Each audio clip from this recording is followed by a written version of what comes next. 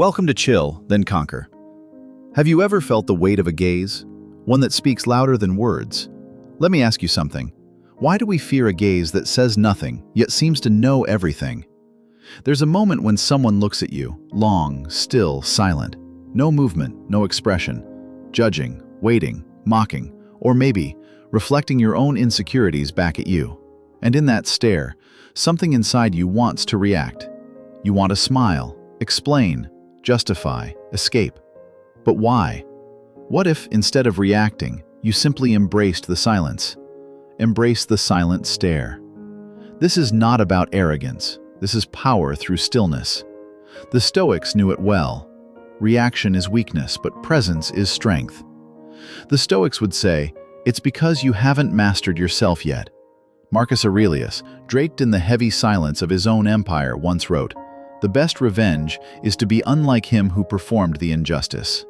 You see, he didn't say, argue back or explain yourself. He said, be unmoved, be sovereign. Embrace the silent stare, not to dominate others, but to master the storm within. When Epictetus said, "We have 2 ears and 1 mouth so that we can listen twice as much as we speak," he wasn't just teaching etiquette. He was pointing to a superpower. In ancient times, philosophers gathered under the colonnades of Athens. They didn't interrupt, they listened. They sat for hours, eyes locked, testing the soul's weight without a single word spoken. It wasn't intimidation, it was training. Seneca taught, "He who is brave is free." And courage, often, begins not with war, but with the ability to stay still under the pressure of being watched. Think of a lion. It doesn't growl when you approach. It doesn't bark to prove its power. It stares, unmoved, unbothered, uncompromising. It embraces the silent stare because it doesn't need noise to prove its place. Now think of you. You don't need to fill the silence with noise. You don't need to soften the tension with jokes or smiles. Because you are learning, day by day, to master your state, not escape it. So next time someone tests you with silence, don't flinch, don't fill the air. Let them speak with their eyes. And you? Answer with your presence. Stillness is not nothingness. It is strategy. It is grace under fire. Remember, stillness is not empty. It's full of answers. It is stoicism made visible. And if you can sit still, look back and hold, you will have conquered more than the room. You will have conquered yourself. You stared back in silence, not out of fear, but from mastery. Now, embrace silence not just as a response, but as your power. Because in mastering anger, we've begun to master ourselves, and now we step deeper into the sacred realm of silence. Tell me something. What if your silence was your loudest roar? What if not responding was the most powerful reply you could ever give? There's a sacred power in not replying, not because you are weak, but because you have chosen to rise above the noise. Because you've seen what most miss. That silence is not absence, it is presence, purified. True stoicism isn't just calm in chaos, it's the choice not to fuel the chaos at all. Not because we're indifferent, but because we understand something deeper, that silence is not emptiness, it's refined presence. In the halls of Athens, where words built legacies and destroyed empires, the wisest men were not those who spoke the most, but those who chose when not to speak. Zeno of Citium, the founder of Stoicism, was once asked, "Why do you listen more than you speak?" He answered simply, "Because I already know what I might say. I wish to discover what I do not." And there, beneath that gentle reply, was a universe of power, a truth forgotten in modern days, that silence is the ultimate filter. It protects your peace, it tests the intent of others, and it lets reality reveal itself without interference. Embrace silence as your answer. Because sometimes the person confronting you isn't worthy of a reply, because noise is often desperation in disguise, and because truth, like a river, clears itself when left undisturbed. Zeno listened more than he spoke. Epictetus walked away more often than he argued. Socrates accepted death without protest. Why? Because silence is not weakness. It's strength held back, like a lion choosing not to strike. It filters the noise, reveals truth, and protects your power. And when insult meets your stillness, when chaos meets your calm, it loses. Every time. So next time you're provoked, misunderstood, or baited, don't rush. Don't explain, don't defend. Stand still, be quiet, and let the world echo into its own silence. There, you will find the deepest freedom. There, you won't just survive the storm, you will become the mountain in its center. Picture this. A storm rages, thunder screams, wind slaps the sea, and in the center, a mountain unmoved. That mountain is you, because silence doesn't mean nothing is happening. It means everything is happening, within. And when we meet again, we'll step into yet another ancient flame of wisdom, one breath deeper into this Stoic path. Have you ever noticed how often you shrink yourself just to be understood? What if the real strength isn't in defending your decisions, but in standing by them, with silence? The ancient Stoics didn't just tolerate being misunderstood, they saw it as a natural byproduct of living according to their principles. Epictetus once said, "If you want to improve, be content to be thought foolish and stupid." That's the price of inner freedom. Part 1. The need to explain, a symptom of inner doubt. Why do we explain ourselves so much? To be accepted? To avoid judgment? To prove we're not selfish, strange, or wrong?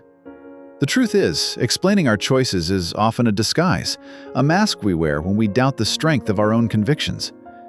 We seek approval disguised as honesty. We bargain for belonging. But Stoicism invites us to face a harder truth.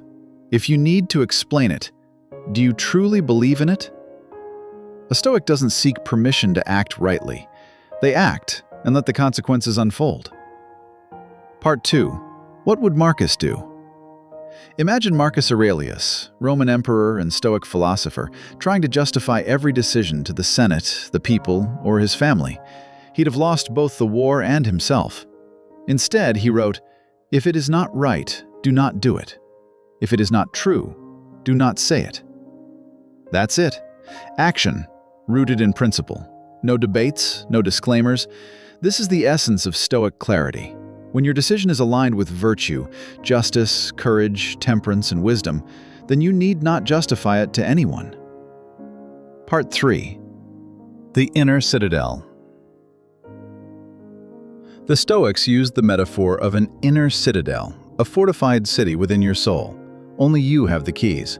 A place within you that no enemy could breach, no insult could shake, no external storm could flood. For the Stoics, this wasn't metaphor for comfort. It was the blueprint for invincibility, and the more you explain yourself to others, the more you leave the gates unguarded. Seneca once warned, "A man who suffers before it is necessary, suffers more than is necessary." Explaining yourself is a kind of suffering before the world even asks you to.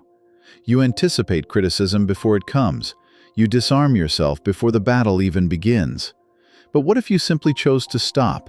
Not with arrogance, not with rebellion, but with quiet confidence.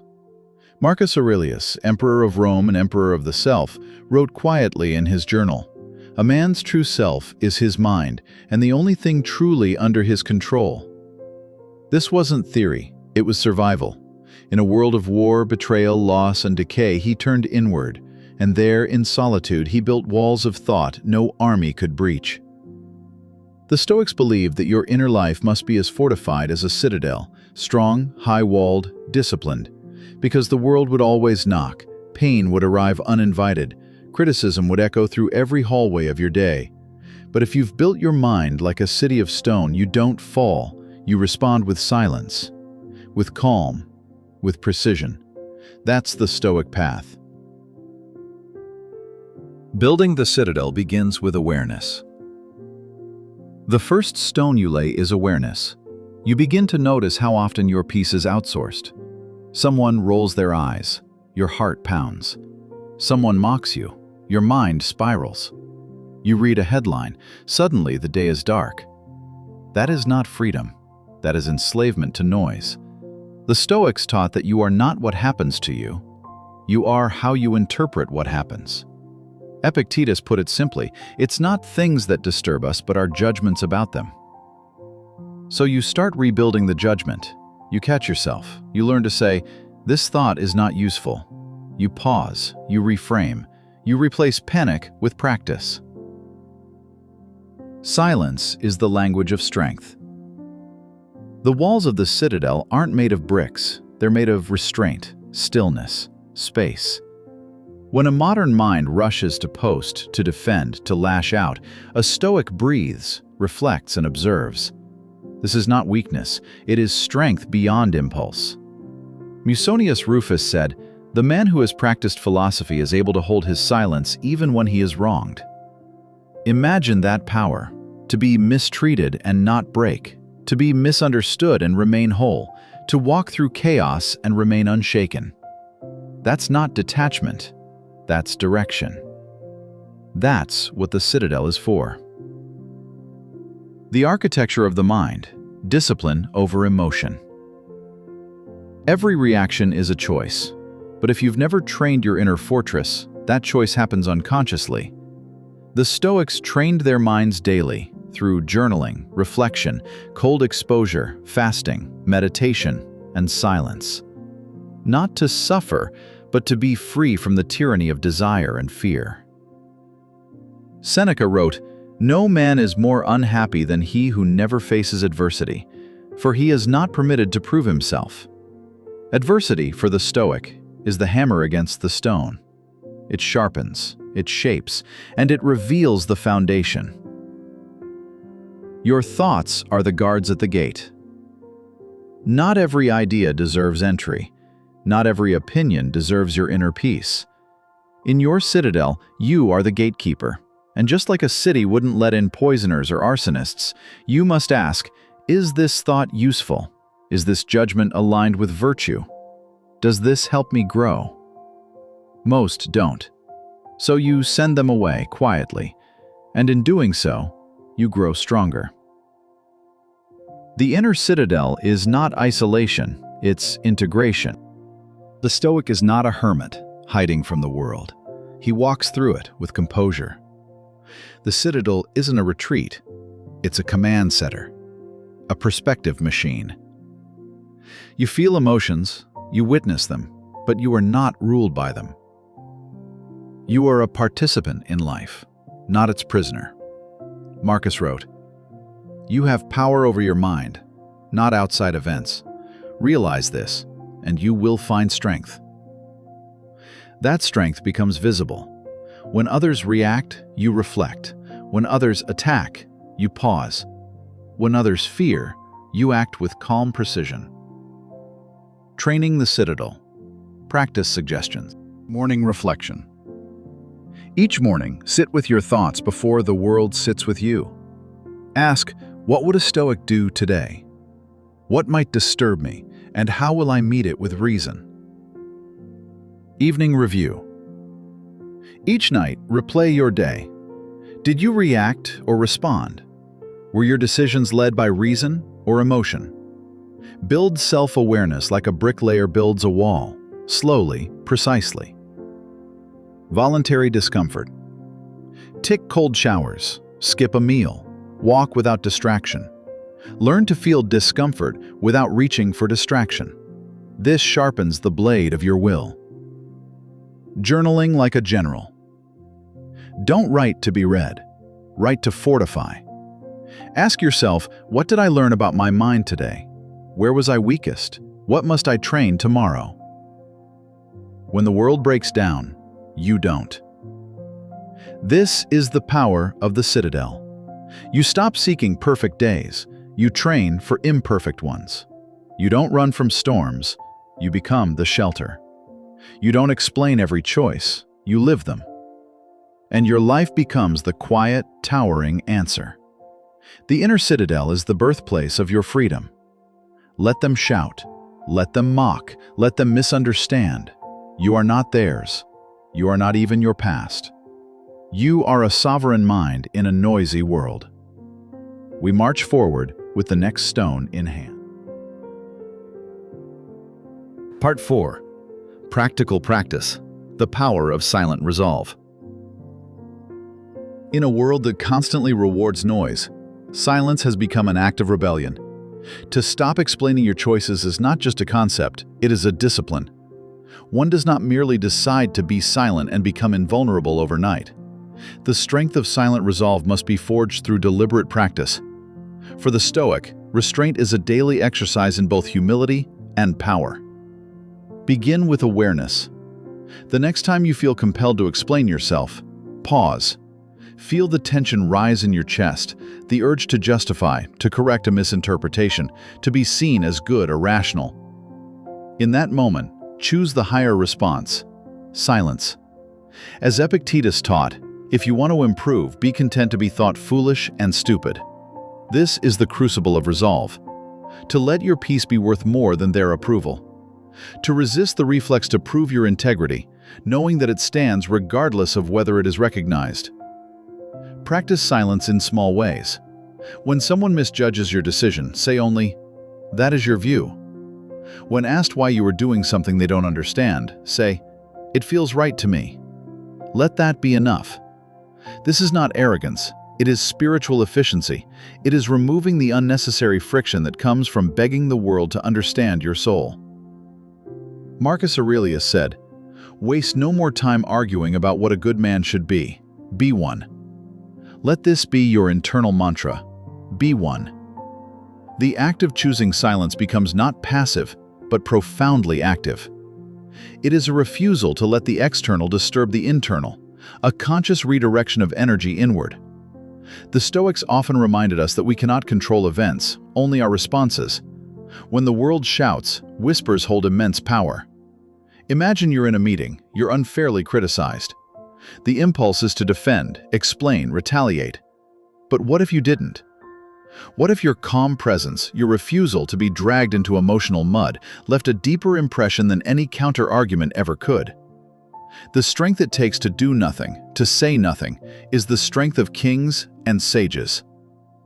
Epictetus taught, "If someone speaks badly of you, do not defend yourself against the accusations, but reply, 'He obviously doesn't know me very well, since he thinks that.' And sometimes, even that is too much. Sometimes, silence says everything. The power of silent resolve is in its echo.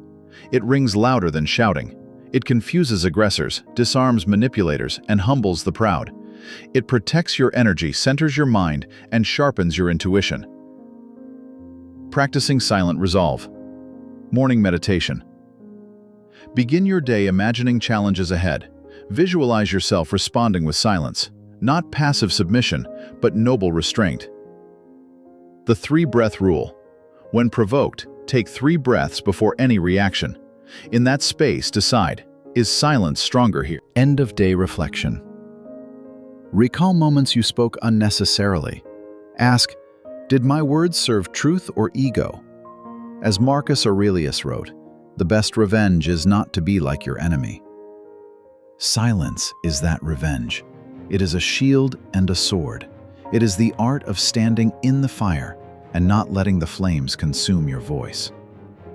In a world screaming for attention, the one who speaks last, or not at all, often speaks loudest. Build inner stillness through morning ritual, meditation, breathwork, journaling.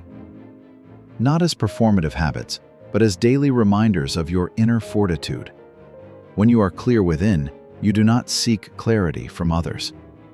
Then extend this practice outward. In your work, let results speak. In your relationships, let consistency and presence be your answers. In moments of conflict, remain grounded. When silence becomes your default, your energy becomes harder to manipulate. People will try to provoke reaction. Your power is in not giving them one. Seneca once warned, "He who suffers before it is necessary, suffers more than is necessary. So too with those who explain before it is needed." Each explanation is a form of suffering, the dissection of self to appease another. But you are not an argument. You are a presence. Let your silence be a philosophy, not a defense.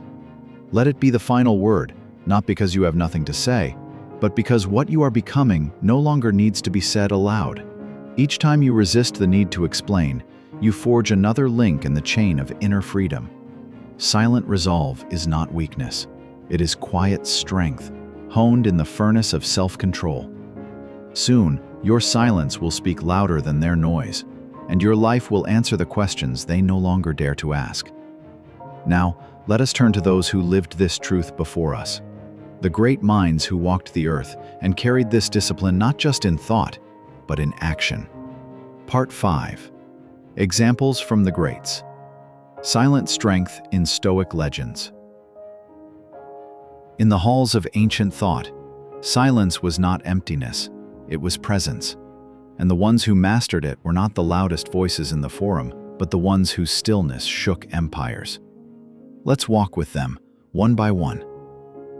Socrates, the master of restraint. In ancient Athens, where oratory ruled and public debate was the lifeblood of civic pride, Socrates sat calmly in the agora. Often mocked, often challenged, he rarely defended himself the way his accusers hoped. Instead, he would ask a question, tilt his head, and wait. Silence followed his words like a shadow. When sentenced to death, he didn't rage, he didn't plead, he didn't run. His silence in front of injustice wasn't cowardice, it was defiance wrapped in dignity. To fear death is to think oneself wise when one is not. He drank the hemlock not with noise, but with poise. That silence spoke louder than any protest could have. Epictetus, the freed slave who silenced kings. Born into slavery, crippled in body but not in will, Epictetus understood that freedom was not granted, it was claimed inwardly. He once said, "It's not what happens to you, but how you react to it that matters." When his leg was twisted by a cruel master and broken, he said simply, "I warned you it would break." No cries, no fury, just stillness. His silence wasn't submission, it was supremacy of the soul. That moment still teaches us, even in suffering, silence can be a throne. Marcus Aurelius, the emperor who wrote instead of spoke. He ruled Rome, commanded legions, held the fate of millions in his pen, and yet his voice was rarely raised. When betrayed by those closest to him, when faced with plague, war, and personal loss, Marcus didn't lash out, he wrote. In his personal journal, never meant for publication, he asked himself, "You have power over your mind, not outside events. Realize this, and you will find strength." He embraced silence, not just in speech, but in ego. His meditations were letters to himself, not speeches to the world. Yet today, those silent pages move millions. Seneca, the politician who chose poise. As advisor to Nero, Seneca walked a tightrope. When political tides turned, when false accusations flew, he chose quiet dignity over theatrical defense. Even at the end, when commanded to take his own life, he did not scream, beg, or run. He opened his veins calmly, like a philosopher, accepting fate. His death was more than an act. It was a final, wordless lesson. "No man was ever wise by chance," he once wrote. Wisdom, to him, was carved in silence. Cato the Younger, the Stoic who refused to bend. Cato was the embodiment of Stoic silence in the political firestorm of the Roman Republic. He opposed Caesar, he lost, but he never bowed. When all resistance collapsed, when suicide was his last defiance, he did it quietly. No speeches, no spectacle, just a final act of principle. His silence in the face of tyranny echoed through centuries. Why these examples matter today? Because we live in a world flooded with noise, opinions, justifications, outrage, attention-seeking. The silent ones are rare, the still ones are sacred. These ancient figures weren't passive, they weren't cold, they were disciplined. Their restraint was radical, their silence intentional. And through that silence, they shaped civilizations. So next time you feel the urge to explain yourself, to fire back, to justify your truth, pause. Remember Socrates sipping poison, Marcus in his tent writing by lamplight, Epictetus smiling through pain. They remind us, you don't owe the world your noise, you owe it your presence. Modern Stoics, leaders, creators, parents who choose to raise children a certain way, run businesses with ethics, walk away from fame or noise, they are rarely understood at first. But eventually, they are respected. not because they shouted their truths, but because they lived them. Part 6. Let your life be the explanation. Live in such a way that your silence becomes a roar. We live in an age of noise. Opinions shout over each other. Every action must be defended, every belief dissected. Every choice explained to the court of public approval.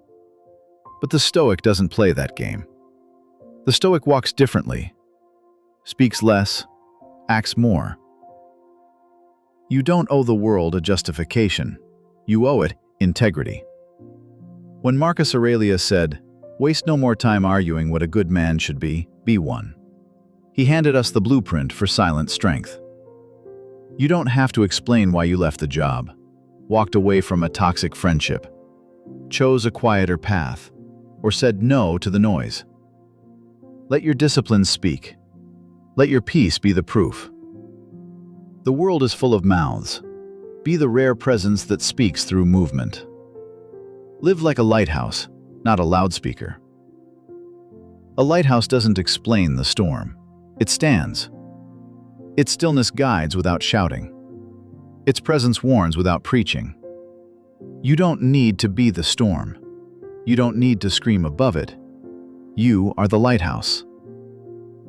Your choices become sentences, not on paper, in reality.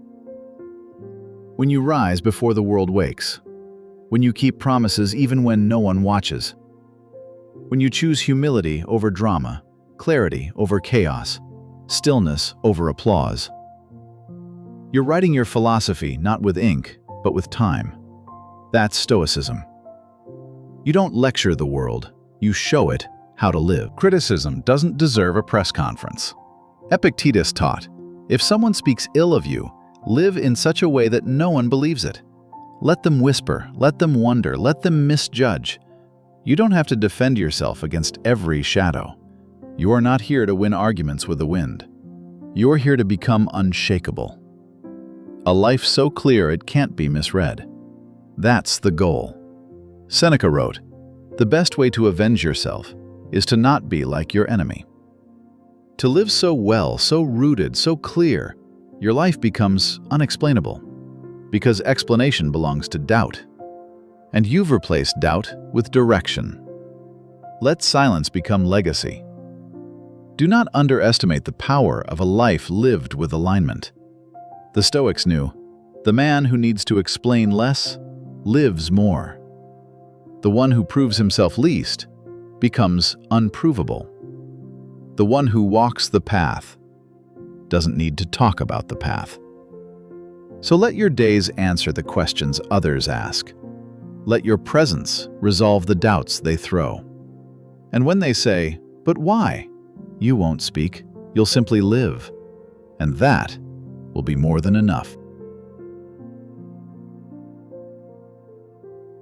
Final reflection: when silence becomes sovereignty.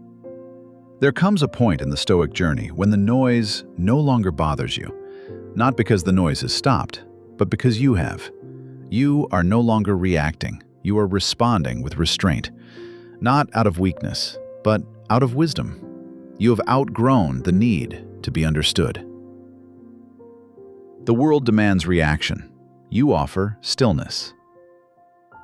We are taught to explain, justify, perform, to make sure others know we are good, smart, correct, strong. But the Stoic abandons performance, not because he has nothing to prove, but because he finally knows truth doesn't need validation. When Marcus Aurelius said, "It never ceases to amaze me. We all love ourselves more than other people, but care more about their opinion than our own," he was reminding us that most of our suffering comes not from what we do, but from what we explain. Let go of the craving to be understood. Replace it with the commitment to be real. You are the path, not the explanation. If your actions reflect your values, if your silence holds your boundaries, if your gaze remains steady while the world spins loud, then you've arrived.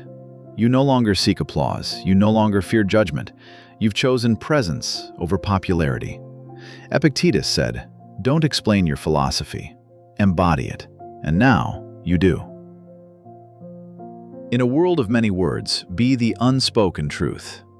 They will ask, they will criticize, they will gossip, they will interpret. Let them. You are no longer at their mercy. You are no longer tangled in their narratives. You've learned the most sacred Stoic principle of all. Let your life speak, not your lips. You rise early, not to post about it.